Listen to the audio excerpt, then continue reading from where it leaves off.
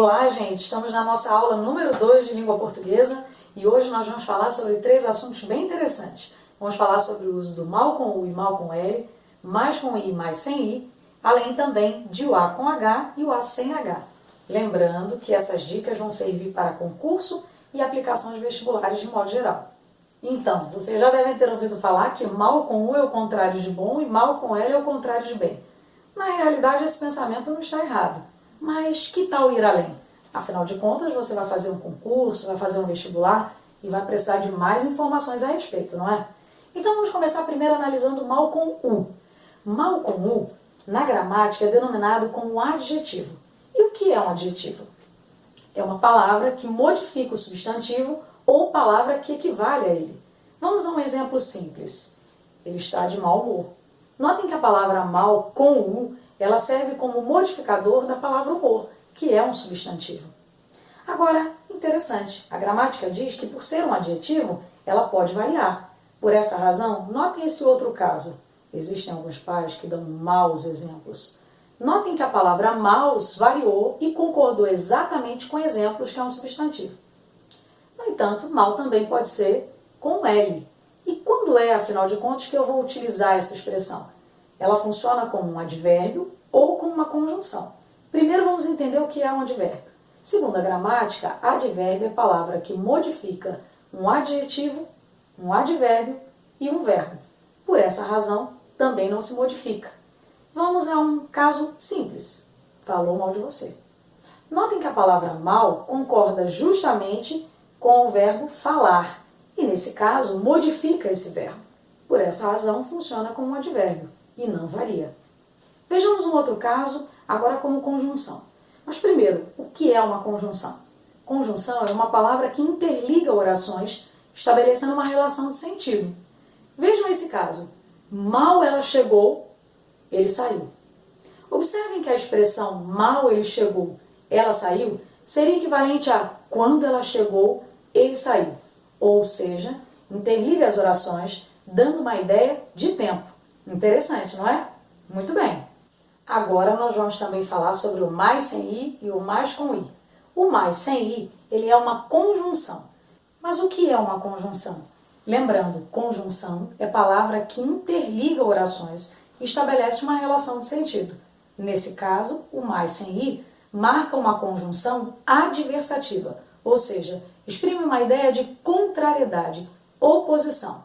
Vejamos esse exemplo. Ele não veio, mas avisou. Notem que esse mais poderia ser tranquilamente trocado por porém, que também é uma conjunção adversativa. Em ambos os casos, temos exatamente a quebra de uma expectativa, ou uma contrariedade. Agora eu quero fazer uma observação interessante. O mais, sem I, também pode compor o que chamamos de locução conjuntiva, e não marcar uma ideia de adversidade. Nesse caso, seria uma ideia de adição, apenas quando ele fizer parte de uma locução. Mas o que é uma locução? Locução é a representação de duas ou mais palavras que compõem exatamente uma classe gramatical. Nesse caso, a conjuntiva. Locução, conjuntiva. Vamos a 2 exemplos para ficar mais fácil de você entender. Ele veio, mas também trouxe a sogra. Notem que a ideia do mais também trouxe a sogra dá uma ideia de adição. Mas por conta desse mais fazer parte da locução, ele deve ser escrito sem I. Ou então, o São Paulo, mais ainda o Flamengo, fizeram parte do G4. Esse mais ainda tem a mesma ideia do acréscimo, mas ainda assim, por compor uma locução, deve ser escrito sem a letra I. Não esqueçam. Mas e o mais com I? Quando é que ele deve ser utilizado? Bem, o mais com I é uma palavra que indica acréscimo, ou muitas vezes quantidade. Um exemplo para que vocês visualizem. Ele gosta de chocolate mais sorvete. Notem que a ideia aí seria acrescentar mais um elemento. Ou então, indicar a ideia da quantidade, né? Hoje, existem mais carros do que antes. Notem que esse mais também marca essa mesma ideia. Para que você não tenha dúvida, basta que você faça a troca por menos. Em ambos os casos, há essa possibilidade. Todas essas situações que nós estamos colocando até agora, tanto do mal com U, mal com L, mais com I, mais sem I, marcam uma ideia super interessante que a gramática chama de diferenciação morfológica. Sabe o que é isso? É a capacidade que as palavras em língua portuguesa têm de assumir diferentes classes dependendo do contexto em que estão inseridas. Por isso a importância não só de você ler, mas também analisar o seu contexto. Por fim, vamos falar do A com H e A sem H. Bem, o A com H, ele deve ser utilizado em dois casos específicos e bem interessantes. O primeiro caso, ele vai equivaler ao verbo existir. No entanto, por ele ser um verbo impessoal, é sempre bom lembrar que ele não vai variar. Mas eu vou explicar melhor sobre isso. Vamos a um exemplo. Há 50 inscritos no canal. Notem que esse A deve ser escrito com H, porque ele equivale a existem 50 inscritos no canal. Notem também que o A não varia, apesar da referência aos 50 inscritos. Interessante, não é? Esse é o primeiro uso.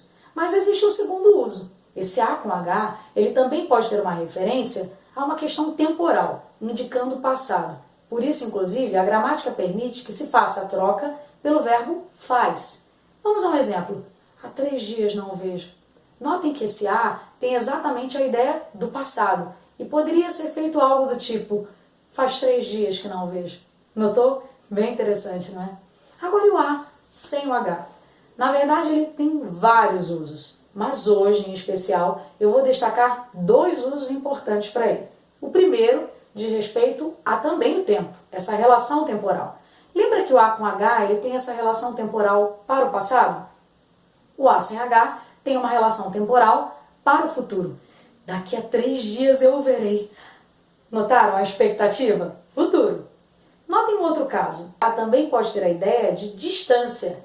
Eu poderia, sem nenhum problema, dizer tal qual, por exemplo, a um GPS. Daqui a 3 km, vire à esquerda.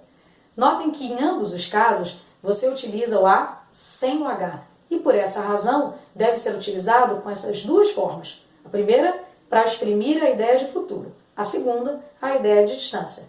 É claro que, como eu falei no início, existem outros usos. E ao longo das nossas aulas, a gente vai ter a oportunidade de buscar ainda mais esses usos. Gostou da aula? Se inscreva! Na próxima semana, nós vamos resolver algumas questões de concurso. Até a próxima! Fiquem com Deus!